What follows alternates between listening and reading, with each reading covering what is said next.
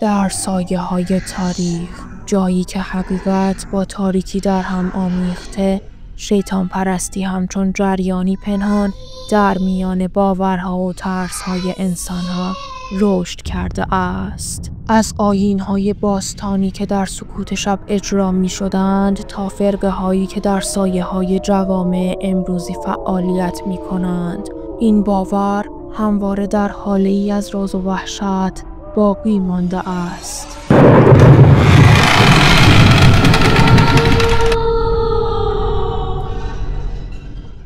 کلیسا در قرون وسطی با قدرتی بی‌رحم هر نشانه‌ای از ارتباط با نیروهای ناشناخته را سرکوب کرد. دادگاه‌های تفتیش عقاید هزاران نفر را به جرم ارتباط با نیروهای تاریک محاکمه کردند. اما آیا همه این افراد واقعاً درگیر چنین باورهایی بودند یا بعضی از اونها قربانی سوءظن‌های جامعه شدند؟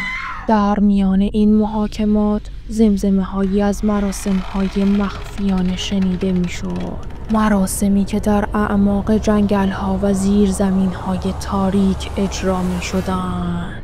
با گذر زمان شیطان پرستی از قالب سنتی خود خارج شد و در قرن 20 به شکل یک جنبش فلسفی و فرهنگی در اومد. کلیسای شیطان با نمادهای مرموز و آیین‌های خاص پیروان خودش رو گرد هم آورد.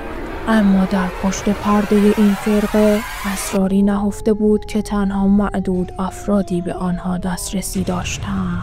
بعضی معتقدند که این فرقه بیش از این که یه فلسفه باشه دریچه‌ای به قلمرویی ممنوعه. در سالهای اخیر گزارش‌هایی از ظهور گروه‌های شیطان پرست در ایران منتشر شده است. این گروه‌ها در سکوت شب در مکان‌هایی که هیچ کس از آنها خبر ندارد گرد هم می‌آیند. بعضی از اونا مراسمی رو اجرا می‌کنند که از دید جامعه غیر عادی تلقی میشه. اما آیا این فقط یک تقلید از باورهای غربی است یا جریانی تاریک تر در حال شکل گیری است؟ رسانه‌ها همواره تصویری رازآلود از شیطان پرستی ارائه دادند. فیلم‌ها و موسیقی‌های خاص نشانه‌هایی از این باورها رو در خودشون دارن.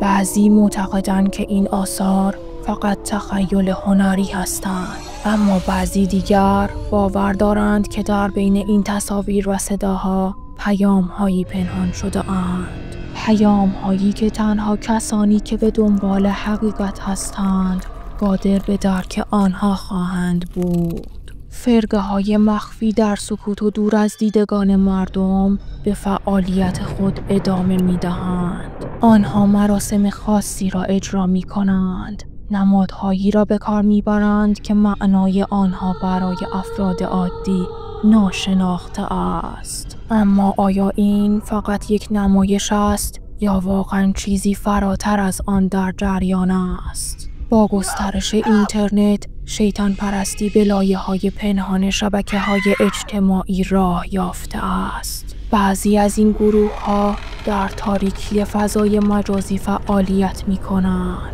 اطلاعاتی رو منتشر می‌کنند که تنها افراد خاصی قادر به دسترسی به اونها هستند. در نهایت این باور همچنان در حالی از راز و ابهام باقی مانده است. بعضی اونو صرفاً یه فلسفه می‌دونن، بعضی دیگه اون رو خطری واقعی تصور می‌کنن. اما شاید حقیقت در جایی بین این دو قرار داشته باشد، جایی که ذهن انسان هنوز به آن دست نیافته است. ممنونم که امشب همراهم بودین. تا شب‌های بعدی خدا نگهدار.